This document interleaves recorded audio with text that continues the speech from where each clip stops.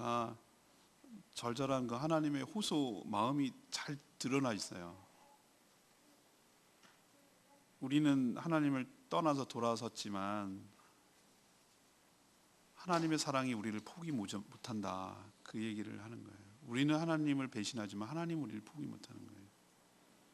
그리고 자신의 모든 것, 이건 하나님의 고백이거든요. 자신의 모든 것을 내어주고 우리를 다시 얻겠다고 말하는 거예요. 그러니 우리는 하나님께 어떻게 하자? 돌아가자고, 하나님께 돌아가자, 이렇게 말하는, 호소하는 내용이 오늘 찬양 가사입니다. 결혼을 권장하고 또 자녀를 낳기를 원하는 이유가 여러 가지가 이유가 있지만, 저는 자녀를 통해서 하나님을 알게 돼요. 하나님을 알아요. 하나님을 알아요. 우리 마을 속담에 자녀 이기는 부모 없다고 그런 말을 듣죠, 여러분. 난 그게 무슨 말인지 몰라요. 왜 부모가 못 이겨? 이렇게 생각했는데 부모가 돼 보니까 그 말을 알겠어요. 사랑하는 쪽이 지게 되어 있어요. 더 사랑하는 쪽이 지게 되어 있어요. 진다라기보다는 그게 뭐 승패의 개념이 아니라 더 사랑하기 때문에 양보하고 들어주는 거예요. 그게 부모의 마음이더라고요. 그래서 뭘 깨닫게 해주려는 거냐면, 하나님이 나를 어떻게 사랑하시는 거구나라는 것을 다가 아니고 그 극히 일부 조금 자녀를 양육하고 키워보면서 부모가 되면서 그래서 깨닫는 것이 아닌가, 그런 의미에서 자녀를 낳고 양육하는 것이 우리의 신앙과 인격을 더욱 성숙하게 만드는 것이 아닌가 싶습니다. 오늘 이 요엘서 쭉 지금 한 주 동안 묵상하고 내일 모레 이렇게 연말까지 묵상하는데 참 우울하고 암울해요. 요엘서 하면 딱 떠오르는 이미지가 여러분 뭐라고 생각하냐면 메뚜기 재앙이, 메뚜기 전무후무, 앞에도 없었고 뒤에도 없었고, 메뚜기 한 마리는 별거 아니지만 하늘을 가릴 만큼 새까맣게 때로 몰려서 덤빌 때는 무서운 재앙이 되는 거예요.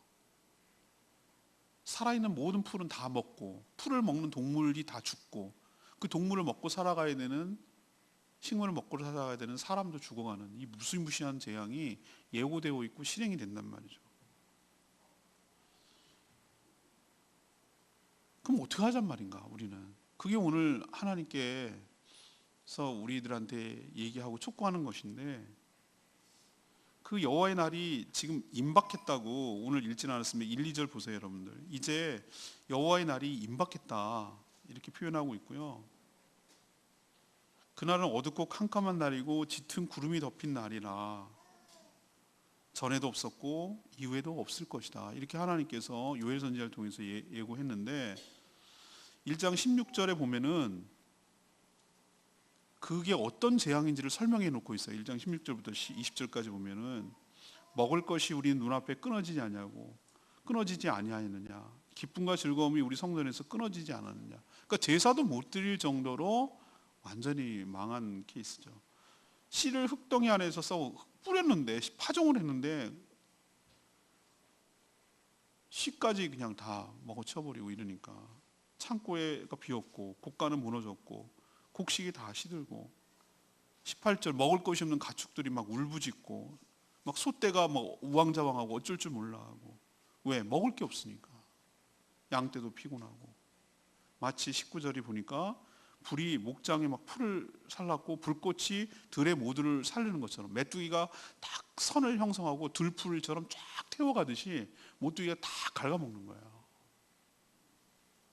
들짐승마저 인간이 저지른 죄악 때문에 주님을 향하여 헐떡거린다. 어저께 호주가 지금 이상 고온 현상으로 난리가 난 거예요. 난리가 나서 곳곳이 지금 지구가 난리인데, 코알라가 사람을 피하고 다니는 건데 코알라가 도로 한가운데 있는 거예요. 얘가 왜 그러나 하다가 자전거 하이킹하러 가던 사람이 너무 위험하니까 얘를 어떻게 치워놔야겠다고 세웠죠. 세웠더니 코알라가 자전거를 막 타고 올라가는 거예요. 그 위에 이렇게 나무 올라가듯이. 왜 올라가나 했더니 그 물통 올라가는 거예요. 그거 달라고 그러는 거예요. 야생 코알라가 그렇게 하기 쉽지 않잖아요. 얼마나 덥고 목이 말랐으면 그래서 그 코알라한테 물병 열어가지고 먹으니까 그냥 너무 살 것 같이 마시는 코알라 모습이 사진에 그 비디오가 찍혔어요. 그게 해외 토핑이 나왔어요. 그게 그저께 얘기예요. 그만큼 사람들이 저지른 일 때문에 자연이 고통을 받고 동물들도 고통을 받고 있는, 지금 그 모습을 지금 그때 당시에도 그려내고 있는 거예요.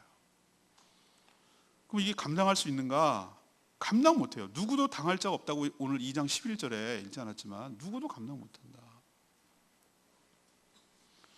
그럼 여러분들에게 어떻게 하기를 촉구하는가? 하나님께서 오늘 찬양도 좀 이따 부르겠지만 하나님께 돌아가야 해결이 돼요. 우리가 너무 멀리 하나님께 있었다면 이제는 다시 하나님께로 돌아가야 될 때다. 그래야 이 환난과 어려움에서 하나님께서 해결해 주시고 은혜를 베풀어 주실 줄로 믿습니다. 좀 이따도 얘기하겠지만 하나님께 돌아가는 게 회개의 본질이에요. 하나님께서 오늘 설교 제목이 그거예요. 우리가 진심으로 하나님께 돌아가 하나님께 회개하면 어떤 축복을 주시고 어떤 변화가 일어나는지 알려주심으로 인하여 우리가 모든 성도들이 하나님께 돌아가 이 하나님의 은혜와 축복을 바라기는, 누리게 되기를 간절히 바라는 것이 하나님의 본심인 줄로 믿습니다. 그래서 오늘 포커스를 거기다 맞추세요. 하나님, 내가 진심으로 진정성을 가지고 하나님께 회개했을 때 나의 삶에 어떤 변화가 일어나겠습니까? 라는 것을 생각하시고 진정을 하나님께 돌아가는 저와 여러분 되기를 소망합니다. 이제는 너무 멀리 너무 하나님과 멀어졌어요. 다시 돌아올 때라는 얘기예요. 자, 첫 번째, 진정으로 회개하면 그게 이제 회복의 시작점이 된다는 거예요. 그 전까지는 회복의 시작점이 안 일어난다는 거예요. 오늘 12절에 보니까 뭐라고 그랬습니까? 여호와의 말씀에 너희는 이제라도 라고 표현하고 있어요. 보이세요? 12절에 이제라도. 저는 이 말이 굉장히 희망적이고 굉장히 은혜가 되는 말이었어요. 이제라도. 우리가 생각할 때 속담 있잖아요. 가장 늦은 때가 가장 빠른 때라고. 회개가 그래요. 근데 많은 사람들이 아휴, 난 틀렸어. 난 소망이 없어. 난 뭐 이렇게 살다 죽을래. 납도 그냥 이렇게 살다 죽게. 이렇게 심리적으로 자포자기를 하고 자기 스스로 은혜 받을 기회를 놓치는 거예요. 이제라도 하나님께 돌아오면 하나님 살 길이 있다고 얘기를 하는데도 불구하고 그걸 안 하는 거예요. 늦었다고 스스로 판단하고 그냥 포기해버리는 거예요. 하나님께 늦은 때는 없는 줄로 믿습니다. 하나님이 늦었다고 생각하면 이런 말 안 해요. 이제라도 말하는 것은 지금도 안 늦었다 그 뜻이에요. 임박해 왔고 이런 무시무시한 재앙이 올 것이지만 아직 안 늦었어. 아직도 기회가 있어. 지금이라도 하면 돼 라고 하나님께서 호소하고 있는데 이게 우리한테 해당되는 말이거든요. 그럼 이제라도 뭐 하라는 건가?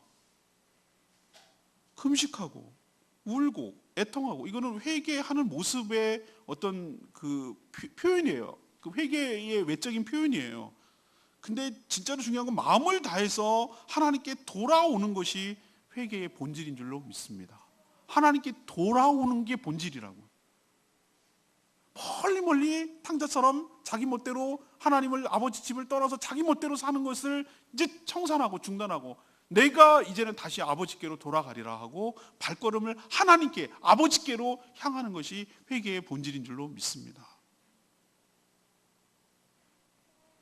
하나님께서 요구하시는 회개의 태도는 13절에 나와요. 옷을 찢지 말고 마음을 찢고 너희 하나님 여호와께 돌아오라고 말하고 있어요. 옷을 찢는 거, 이거는 겉모양만, 신용만 하는 걸 말하는 거예요. 회개가 퍼포먼스가 되거나 이렇게 무슨 이벤트가 돼서는 안 돼요. 금식하고 울고 애통하는 것이 쇼가 돼서는 안 된다 이 말이에요. 울고 금식하고 이렇게 했다고 해서 회개를 잘하는 게 아니에요. 우는 것이 회개의 본질이 아니에요. 그거는 옷을 찢는 행위예요. 그냥 겉으로만 신용하는 행위란 말이에요. 하나님께서 진짜로 요구하시는 건 뭐냐? 옷을 찢는 게 아니라 마음을 찢으라는 거예요. 마음을 찢으라는 얘기는 진정성을 가지고 진심을 가지고 울며 애통하며 마음을 다해서 하나님께로 돌아오라고 말하는 거예요. 눈물 없어도 돼요. 회개의 본질이 눈물이 아니기 때문에. 눈물 없는 회개도 있을 수 있어요. 그러나 진심으로 회개하면 눈물이 따라오지만 눈물이 핵심은 아니거든요. 이스라엘 백성들은 자기가 뭔가 억울한 일 하고 회개할 때 막 옷을 찢었어요. 그거 하지 말라고. 그런 거 했다고 해서 남한테 과시하고 나 회개했어라는 거 하나님 안 통한다고. 진심으로 마음을 찢고 마음을 다하고 애통해하면서 주님께 돌아올 때 하나님께서 그 죄를 허물을 용서해 주시고 다시 용납해 주시고 받아 주실 줄로 믿습니다. 근데 또 사람들이 오해하는 것이 있어요. 하나님께서 용서해 주시는 근거가 우리가 회개했기 때문이라고 생각을 해요. 물론 맞아요. 회개가 단추를 누르는 것처럼 하나님의 은혜를 받을 수 있는 시작점이지만 회개라는 그 행위가 자신의 공로는 아니에요. 내가 회개해 줬잖아. 하나님께 이렇게 주장할 수 있는 것이 아니란 말이에요. 그럼 뭐에 근거해서 용서를 해주시는가? 그 13절에 나오잖아요. 하나님은 은혜로우시며 자비로우시며 노하기를 더디하시며 인애가 크신 하나님이신 줄로 믿습니다. 하나님의 성품 때문에 우리를 용서해 주시는 것이지 우리가 회개를 했기 때문에 그것 때문에 용서해 주시는 건 아니라고 착각하면 안 돼요. 그리고 또 하나 있어요. 회개는 개인이 해야 되는 건가? 아니 왜 내가 잘못도 안 했는데 왜 내가 회개를 해야 돼? 이렇게 생각할 수 있지만 우리 모두는 혼자 사는 것이 아니라 인간은 서로 얽히고 설켜서 우린 공동체로 살아간단 말이에요.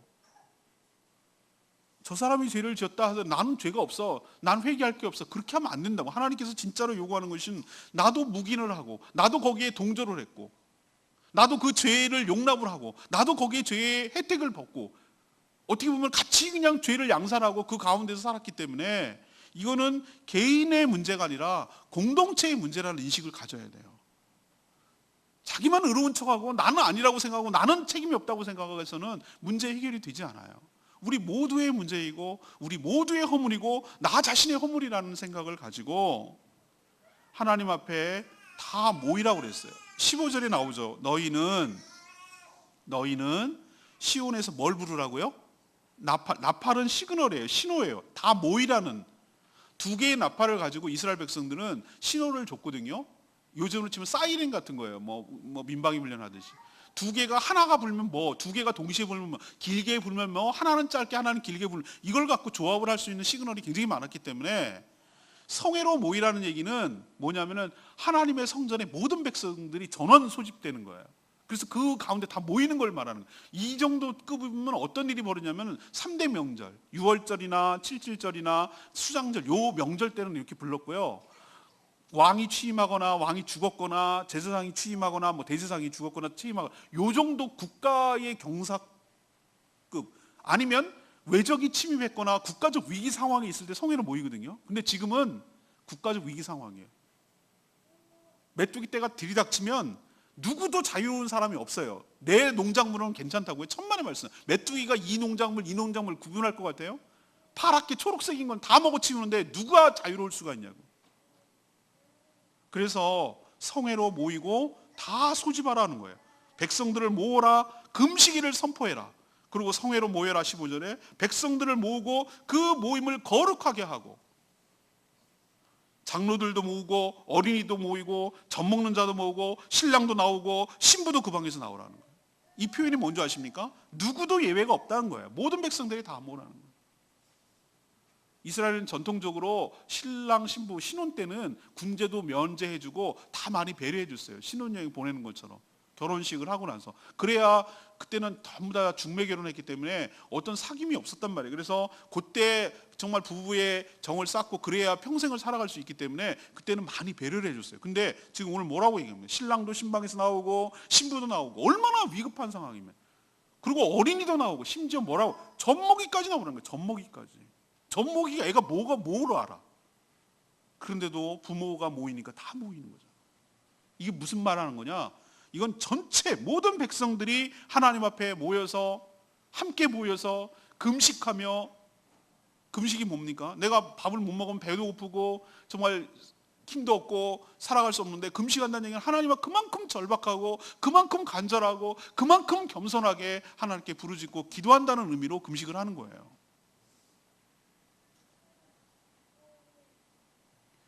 그렇게 할 때 오늘 13절에 뭐라고 그랬습니까?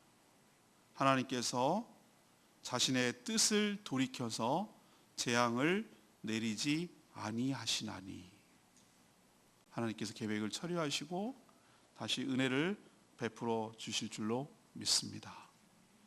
여러분의 삶이 진정으로 회복되고 여러분 삶 가운데 진정으로 하나님의 은혜와 축복이 넘쳐나기 위해서는 하나님으로부터 멀어진 삶을 이제는 돌이켜서 하나님께로 돌아가야 될 줄로 믿습니다. 이런 돌아가는 것, 회개, 이것이 여러분의 모든 삶의 회복의 시작점임을 기억하시고 여러분도 진정으로 회복되기를 원하시거든 하나님께로 돌아가는 회개의 역사가 여러분 가운데 있게 되기를 간절히 축복합니다.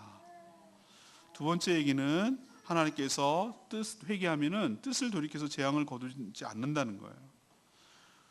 여러분 14절에 보면 이런 표현이 있어요. 주께서 혹시 마음과 뜻을 돌이키시고 그 뒤에 복을 내리시고 뭐 이런 얘기를 표현이 있는데 보면은 이거를 자꾸 오해를 해서 혹시라는 말을 가지고 하면 혹시나 이렇게 가정을 해서 하는 말처럼 들릴 수 있어요. 근데 이스라엘 백성들이 성경을 쓰고 이런 표현을 할 때 이건 가정법이 아니에요. 혹시 이렇게 하면 해줄지도 몰라, 뒤집어 말하면 안 해줄 수도 있어, 이런 어떤 가정법이 아니라 의문문을 썼어요. 의문문. 누가 알겠느냐라고 말하는 이 의문문, 우리도 무엇을 강조할 때 의문문을 썼어요. 여러분 그렇게 해주시지 않겠습니까? 이렇게 묻는 것은 묻는 개념이 아니라 그렇게 해줍니다 라는 것을 강조하기 위한 수사법이에요. 오늘도 이 말씀이 그런 말씀이에요. 이거는 혹시 해줄지도 모르고 안 해줄지도 모르고 이런 가정법이 아니라 하나님의 계획이 반드시 철회될 줄로 믿는다라는 분명한 확신을 강조하기 위해서 그렇게 하면은 혹시 그렇게 해주지 않겠느냐라고 의문법으로 사용하는 거예요. 그럼 이 얘기는 다시 말하면 그렇게 반드시 뭐 해주신다? 처리해 주신다. 바꿔 주신다.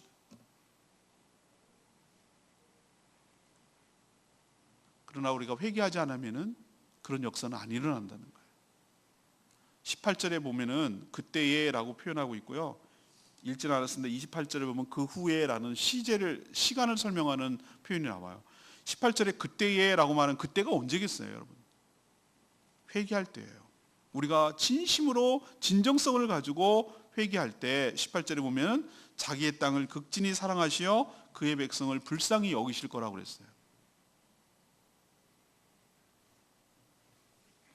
하나님께서 마치 기다렸다는 듯이 우리가 진정성을 가지고 회개하면 하나님 우리를 불쌍히 여기시고 극진히 사랑하셔서 내리려던 재앙을 철회하시고 바꾸시고 우리를 다시 회복시켜 주실 줄로 믿습니다. 저는 왜 하나님이 참 좋으신 분이냐면 하나님이 말이 통하는 분이에요. 인격적이라는 말이 여러분 아세요? 살아계신 분이란 뜻이에요. 말이 통한다는 얘기는 뭐냐면은 원래 갖고 있던 계획이 있을지라도 우리가 간절히 기도하고 우리의 태도를 바꾸고 하나님 앞에 진심으로 용서를 구하면 원래 가지쳤던 계획을 철회할 수 있는 유연함이 갖고 계신 분인 줄로 믿습니다. 경직된 분이 아니란 뜻이에요. 원래대로 해야지, 체면이 있지, 위신이 있지, 내가 한 것에 대한 위신이 있지, 내가 팔랑팔랑거리고 왔다 갔다 거리면 내 체면이 뭐가 돼, 이렇게 하는 하나님이 아니라 우리를 불쌍히 여기시고 긍휼히 여기셔서 우리가 그렇게 호소하고 하나님 앞에 회개하면 본인 생각했던 것도 바꿀 줄 아시고 내리려던 계획도 처리하실 줄 아시고 그렇게 해줄 수 있는 분이라는 거, 이게 우리한테는 얼마나 큰 은혜고 얼마나 큰 축복인지 모릅니다. 그분은 기계적으로 일이라는 죄를 졌으면 얄짤없이 일이라는 벌이 내려야지 라고 하는 분이 아니라는 게 우리에게 얼마나 감사한지 몰라요. 우리는 벌써 죽었어야 될 인생인데 하나님께서 불쌍히 여기셔서 여기까지 온 줄로 믿습니다. 그럼 우리가 진정으로 하나님께서 회복하면 재앙만 철회하는 거 아니에요. 우리는 재앙을 철회되기를 바랬죠. 재앙만 철회되는 것이 아니라 재앙으로 내려졌던 것 때문에, 재앙 때문에 왔던 여러 가지 피해를 다시 회복시켜 주시고 은혜로 채워 주실 줄로 믿습니다. 그 얘기가 18절에 나오잖아요. 18절에 뭐라고 합니까? 하나님께서 우리를 불쌍히 여기실 것이다. 19절에 보면은 뭐 해주신다고 그랬어요? 곡식과 새 포도주와 기름을 너에게 흡족하게 해주시리라. 이것은 이스라엘의 3대 산물이에요. 이 주산업이란 말이에요. 곡식, 밀, 보리, 이거는 자기들이 먹고 살아가는 핵심 양식. 그리고 포도주, 이 사람들은 포도주가 음료수란 말이에요. 그리고 기름, 올리브유, 이거는 치료할 때도 쓰고 여러 가지 용도로 등불을 밝힐 때도 쓰고 모든 용도에서 가장 필요한 게 기름이잖아요. 이 세 가지를 어느 정도로 주신다? 흡족하게 주시는 줄로 믿습니다. 24절에 보면 뭐라고 그랬어요? 마당에는 밀이 가득하고 독에는 새 포도주와 기름이 넘치 찔끔 주시는 분이 아니라 너희가 진정으로 하나님께 회개하고 그러면 넘치는 축복, 넘쳐나리라. 그래서 너희 마음에 23절에 여호와로 말미암아 너희가 마음이 기뻐하며 즐거워할 것이다. 하나님께서 너희를 위하여 비를 내. 비는 하나님의 은혜를 상징하는 것이에요. 이른 비 너희에게 내리시고 늦은 비 너희에게 예정처럼 똑같이 관계가 회복돼서 은혜를 베풀어 주셔서 너희 마음에 기쁨과 즐거움이 넘쳐나게 할 것이다. 이것이 바로 회개할 때 찾아오는 우리에게 축복이고 은혜인 줄로 압니다. 또 있어요, 축복이. 우리가 하나님 앞에 범죄하고 우리가 잘못 살아서 우리가 공경에 처해 있고 하나님의 징계를 받아 어려움이 있는데, 정말 더 얄미운 거는 뭐라고 그러는 시어머니보다 말리는 시누이가 더 밉다 그러잖아요. 우리 속담에. 근데 하나님께 받는 징계도 너무 아프지만 옆에 나라들 깐죽깐죽거리는 옆에 나라들이 더 막 그게 더 마음에 후배 파요. 뭐라고 후배 파는 줄 아세요? 야, 너네 하나님 믿는다며. 하나님 믿는데 왜 이렇게 망했어? 왜 그래? 이렇게 그렇게 약올리는 거예요. 조롱하는 거예요. 근데 이게 우리 성도들 가운데도 얼마나 많은지 몰라요. 우리 성도들도 뭐 늘 신앙이 좋습니까? 어떨 때는 하나님 앞에 잘못해서 징계를 받고 어떨 때는 정말 어려움을 겪고 있는데 그때 옆에서 깐죽깐죽대면서 야 뭐 교회 다닌다고 하더니 꼴 좋다. 뭐가 축복받았다고 그러더니 뭐가 받았냐. 이런 식으로 할 때 정말 견디기 어려워요. 나로 인해서 하나님까지 욕먹는 것 같고 정말 우리의 신앙이 부정당하는 것 같고 이게 정말 견딜 수가 없어요. 마치 부모 없는 애비 없는 고아처럼 취급을 하고 아주 조롱을 하고 그런 것이 있거든요. 근데 하나님께서 그 치욕을 뭐 한다고요? 치욕을 회복시켜 주신다고. 우리의 자존심을, 우리의 명예를 회복시켜 주신다고. 우리를 침략했던 자들을 다 퇴출시키시고 우리의 자존과 우리의 명예를 회복시켜 주시는 하나님이신 줄로 믿습니다. 이것도 회복의 여러 가지 조항 중에 하나예요. 여러분이 하나님의 본심을 오해하지 않았으면 좋겠어요. 하나님 원래 우리를 사랑하셔서 극진히 18절에 보면 극진히 사랑하신다고 그랬잖아요. 17절에 보면 간절히 기도하면 하나님께 들어주신다고 했고 18절에 보면 원래 지극히 이 땅을 사랑하고 우리를 불쌍히 여기신다고 그랬어요. 하나님의 본심은 재앙을 내려서 우리를 골탕을 먹이고 우리를 힘들게 하고 우리를 어렵게 하는데 거기에 있는 것이 아니고 원래 우리를 사랑하셔서 정말로 행복하게 자녀가 살기를 바라고 그러는 것이지, 자녀를 야단칠 때 자녀가 미워서 그렇다기보다는 정말로 자녀가 잘 되기를 바라는 마음에서 뭐라고 나무라고 그러는 것이지, 부모가 돼봐야 부모 마음을 안다니까요. 부모가 돼봐야 하나님 마음을 안다니까요. 왜 자녀를 나무라고 왜 책망을 하겠어요? 자녀가 정말 잘 되기를 바라고 행복하기를 바라는 마음 아니겠어요? 이게 부모의 진성성이란 말이에요.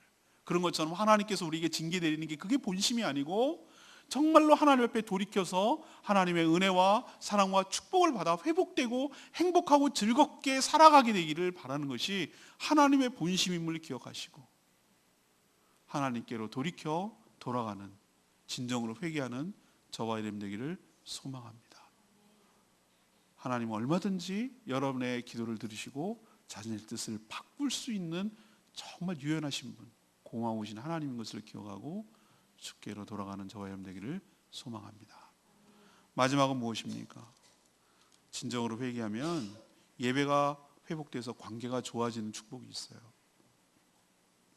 14절에 보면은 복을 내려주시는데 마음을 뜻을 돌이켜서 너희 하나님 여호와께 소제와 전제를 드리게 하지 아니하실는지 누가 알겠느냐, 이런 표현을 하고 있어요. 그럼 그 전에는 어땠다는 거예요? 그 전에는 제사도 드리지 못했다니까요. 1장 13절에 여러분 어떤 줄 아세요?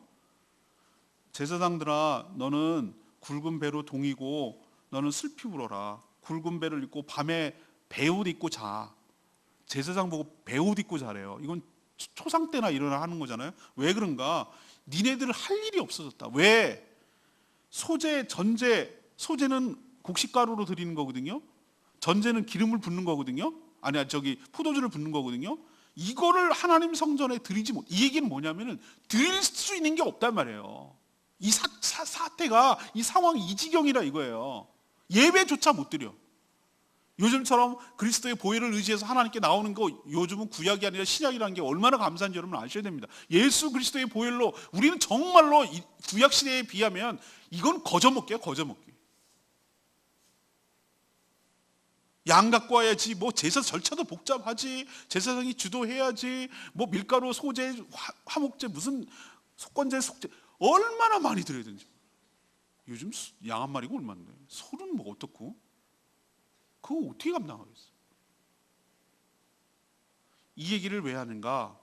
저는 제사가 요즘으로 치면 예배라고 생각을 해요.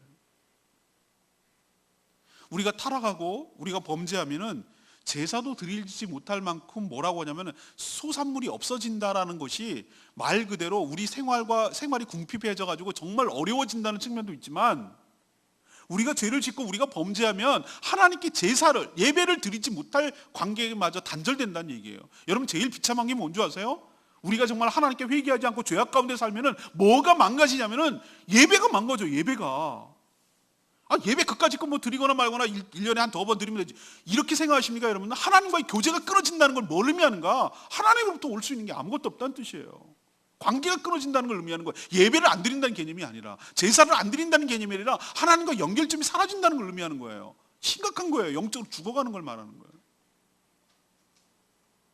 그래서 이걸 얘기한다는 얘기는 뭐냐면은, 우리가 진심으로 회개하면은 제사가 회복된다는 것을 의미하는 것을 우리로 적용하면 예배가 회복되는 역사가 일어나게 될 줄로 믿습니다. 이게 회개할 때 가장 뚜렷하게 우리에게 주시는 큰 은혜 중에 하나예요. 여러분이 정말 하나님께로 돌아오고 하나님 앞에 정말 무릎 꿇고 회개하게 할 때 뭐가 살아나는 줄 아세요? 예배가 살아나요. 예배가. 예배 드리는 것이 부담이 아니고, 예배 드리는 것이 기쁨이고, 예배 드리는 것이 축복이고, 예배 드리는 것이 얼마나 고마운지를 여러분 깨닫게 된다 이 말이에요. 예배를 통하여 주시는 하나님 은혜가 너무 크다는 것을 생생하게 체험하게 되는 거예요.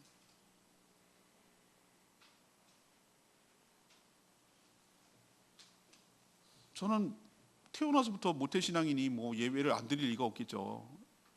신이나처럼 저렇게 깐난쟁이부터 교회를 다녔겠죠, 우리 부모님이.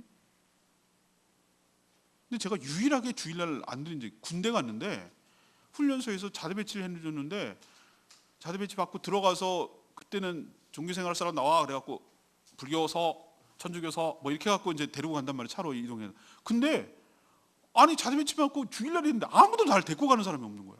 거기 누가 아직 자대 배치 받기 직전. 나 진짜 환장하겠더라고. 얘기도 못 하겠고 그냥 대기하고 있는 거예요. 근데 주일날이 됐어. 정말로 아무 예배 못 드렸어. 그날 유일하게 내가 예배를 못 드린, 평생에. 근데 있잖아요, 제가 그때 그걸 깨달았어요. 그게 깨달아졌다고요. 여러분들은 하도 많이 빠져가지고 그중에 한 번 드리는 게 이게 너무 그렇지만, 난 맨날 매주마다 드리다가 한 번 빠지니까 느낌이 어떤 느낌이냐면은 시간이 되게 긴 느낌이 들어요. 한 주가 되게 긴 느낌이 들고, 보름만이니까. 그리고 뭔가 영혼이 질식됐던 느낌 들어요. 질식됐다. 막 답답하다는 느낌을 받았어요. 그러고 나서 보름 만에 진짜 그때는 어떻게 뭐 얘기를 했는지 어땠는지, 예배를 드리고, 군대 교회죠. 갔는데 예배당에 들어가서 앉자마자 눈물이 나는데 걷잡을 수가 없더라고. 그래서 제가 깨달았어요. 하나님, 예배 드리는 것이 하나님 큰 축복인 줄로 믿습니다. 하나님을 만나고 하나님을 경배하고 비로소 내 자리에 서 있는 것이 얼마나 큰 축복인지를 그때 내가 절절하게 깨달았다니까요. 그때는 그냥 그 자체가 은혜였어요. 하나님께로 돌아오면 여러분 예배가 회복되고, 예배가 회복된다는 것은 관계가 회복된다는 것을 의미합니다. 여러분 진정으로 하나님께 돌아올 때 여러분이 영혼이 살아나고 참된 예배자로 서는 축복이 여러분 가운데 있게 될 줄로 믿습니다. 하나님께서 돌아오게 될 때 그렇게 예배 드리는 자로, 주일 예배만 하는 거 아니라 평상시에 예배자로 살아가도록 하나님께서 안정장치를 만들어 두셨어요. 그게 회개할 때 저는 이게 오늘 핵심이라고 생각하는데, 28절 보면은, 여러분 길어서 오늘 읽지 않았어요. 28절에 보면은 그 후에라고 표현하고 있어요. 그 후에. 그 후에라는 게 뭐냐면 우리가 진정으로 하나님 앞에 회개한 후에라는 뜻이에요. 회개하면 하나님께서 어떤 조치를 취하시는가? 만민에게 뭘 부어주신다고요? 하나님의 영 성령을 부어주시는 줄로 믿습니다. 만민이라고 말하는 것은 예수 그리스도를 믿는 자, 아니면 다시 말하면 진정으로 회개하고 주님께 돌아오는 자에게 하나님께서 누구라도 보편적으로 성령을 부어주시는 줄로 믿습니다. 이게 우리가 회개했을 때 최고의 선물이고 최고의 축복이 성령을 부어주시는 것이, 자기 자신을 전부를 드리는 것을 의미하는 것이. 성령을 받게 되면 어떤 일이 벌어지는가? 28절에 우리 찬양했잖아요. 마지막 날에. 그 찬양이 여기서 나오는 거예요. 자녀들이 장래일을 말할 것이며 너희 늙은이들은 꿈을 꾸게 될 것이며 너희 젊은이는 이상을 보게 될 것이고 그때 또 내 영을 남종과 여종에게 부어주실 거라고 약속했어요. 성령을 받지 않으면 어떻게 되는가? 이 거꾸로 나타나는 현상이 일어나요. 자녀들이 장래의 얘기를 이야기하잖아요. 아직 젊고 희망이 있고 정말 우리가 어른들이 보기에는 창창하고 그 자체가 기회이고 그 자체가 축복이고, 야 정말 10년만 젊었어도 이렇게 생각하는 건데, 얘네들은 장래의 일을 얘기하잖아. 성령을 받지 않으면 장래의 일을 얘기하잖아요. 얼마 살지도 않았는데 과거에 매여버려요. 과거 받았던 상처들, 아픔들, 내가 없는 것들, 내가 부족한 것들, 내가 결핍한 것들, 내가 모자란 것들, 난 공부도 못해, 나는 예쁘지도 않아, 난 집안도 안 좋아, 나는 어려워, 늘 이런 장래를 꿈꾸고 장래를 생각하는 것이 아니라 늘 과거에 매여버렸어요. 늙은이들이 무슨 꿈을 꾸겠어요? 무슨 꿈을 꾸기 있겠습니까? 젊은이들이 꿈을 꾸는 거 아니에요. 아니에요. 늙은이들이 꿈을 꾼다는 것은 하나님 나라, 천국을 소망하며 정말 하나님께서 주실 그 복락을 생각하며 그렇게 꿈을 꾸고 살아간다는 거예요. 희망이 없이 살아가는 것이 아니라. 젊은이들 이상이 뭡니까? 이상이 비전을 말하는 거예요. 하나님이 나에게 주신 비전을 마음에 품게 되는 거예요. 성령을 받게 되면. 그래서 하나님 일을 하고 싶어하고 정말 그런 일을 도모하고 이렇게 살아가는 것이 성령이 주셨을 때, 성령이 오셨을 때 우리에게 주시는 그 축복 중에 하나예요. 저는 과거에 매여서 살고 과거의 상처에 매여서 사는 사람이 성령 충만하지 못한 증거라고 저는 생각해요. 성령으로 충만한 사람은 과거에 매여 있지 않아요. 장래일을 도모하고 하나님의 비전을 얘기하고 하나님의 꿈을 꾸고 살아가는 줄로 믿습니다. 이 자체가 축복이에요. 이것이 전적으로 그 후 곧 진정으로 회개했을 때 일어나는 하나님의 축복이에요. 그러면은 29절에 왜 내 영을 여종과 남종에게 준다고 했어요? 다 젊은이 해당되면 여기서 29절에서 말하는 여종과 남종에게 영을 부어준다는 것은 성령을 이미 부어줬어요. 근데 여기서 부어준다는 의미는 주의 종이라고 있잖아요. 주의 일을 감당할 수 있도록 성령을 통하여 은사를 부어주시는 줄로 믿습니다. 장래 일을 말하고 비전을 얘기하고 하나님의 일을 얘기하기 위해서는 은사를 부어주셔야 될 거 아니에요. 하나님께서. 우리가 우리 힘으로 할 수가 없잖아요. 우리는 그런 능력이 안 되잖아요. 근데 하나님께서 종에게, 회개하고 돌아오는 종에게, 당신의 사용할 종에게 하나님께서 성령을 부어주셔서 주의 일을 온전히 다 감당할 수 있도록 은혜를 부어주신 줄로 믿습니다. 여러분 걱정하지 마세요. 나가 뭘 하나님 나라를 몸된 교회를 섬기냐고. 여러분 힘 갖고 하는 거 아니에요. 여러분 힘 갖고 하려면 더 이상해지고 힘들어요. 못해요. 오래 못한다고요. 근데 여러분들이 진정으로 주님께로 돌아오기만 하면, 진정으로 회개하기만 하면 여러분에게 성령을 부어주시되 성령 그 주시는 은사, 능력을 부어주셔서 주의 일을 온전히 감당할 수 있도록 여러분에게 큰 능력을 베풀어 주실 줄로 믿습니다. 이처럼 회개할 때 가장 큰 선물은 바로 구원의 은총을 베풀어 주시는 것이고, 또 성령을 부어주셔서 우리가 구원받은 자임을 증거해 주시고 보증하여 주시는 줄로 믿습니다. 우리는 회개를 하나님을 위해서 하는 줄로 착각을 하는데 아니에요. 회개 안 하면 우리가 아쉽습니까? 하나님이 아쉽습니까? 하나님 아쉬운 거 없습니다. 회개는 바로 우리를 위해서 하는 것인 줄로 압니다. 여러분, 회개해 주는 거 아닙니다.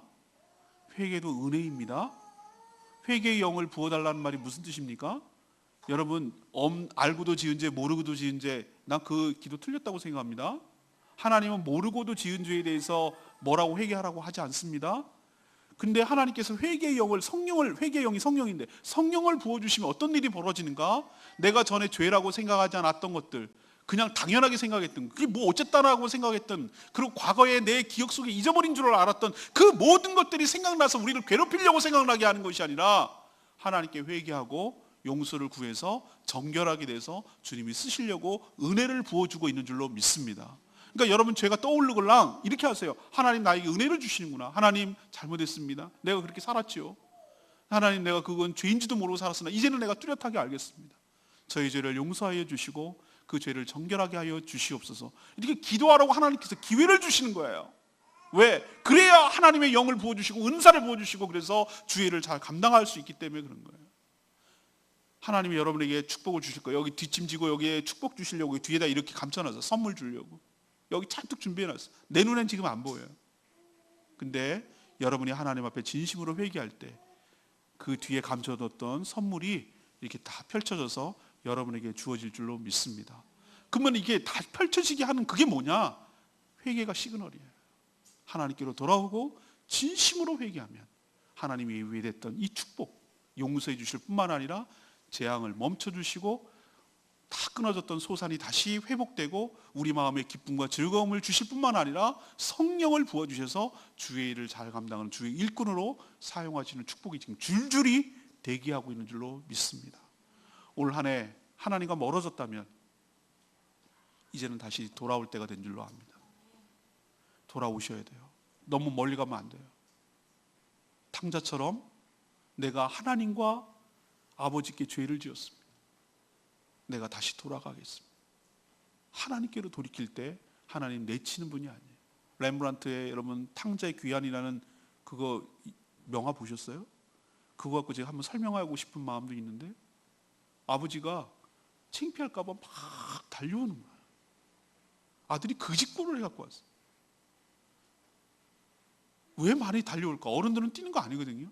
왜 달려올까? 아들이 창피할까 봐, 누가 종들이 뭐라 그럴까 봐 먼저 감싸는 거예요. 내가 감싸놔야 남들이 뭐라 하지 않지. 하나님 그런 분이에요. 눈이 이렇게 짓물렀어. 얼마나 아들을 기다리고 얼마나 그 마심에 노심초사 있으면은 그 아버지의 눈물이 짓물렀다니까요. 그리고 오른손인가 왜 손이 굉장히 커요. 이렇게 막 이렇게 감싸는 게 느껴져요. 아들이 그지야. 신발이 없어. 신발이 없다는 건 종이거든요. 아들이 어떻게 살았습니까? 돼지 우리에서, 유대인들은 돼지 취급 안 하거든요. 부정한 음식이라고.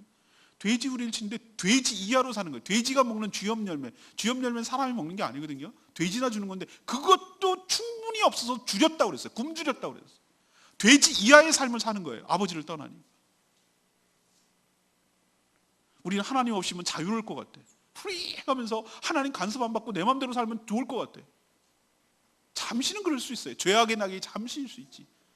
내가 돈 있고 그럴 땐 친구가 꼬여. 돈 떨어지니까 친구도 떨어지는 거예요. 세상 인심이 그래요. 아버지처럼 그렇지 않단 말이에요. 세상은 내가 뭐 있고 나한테 건질 게 있으니까 꼬이고 붙는 거예요. 그거 다 떨어지고 나면 다 떨어져 나가는 거예요. 이게 세상 인심이라고. 그런 줄도 모르고 흥청망청 있을 땐 좋지. 돌아가야 됩니다. 하나님께서 돌아가고 품어주시고, 나는 종으로 써주세요. 아니다. 잃어버렸던 내 아들 반지를 껴주고 옷을 입히고 신발을 신기고 다 회복시켜 주시는 거예요.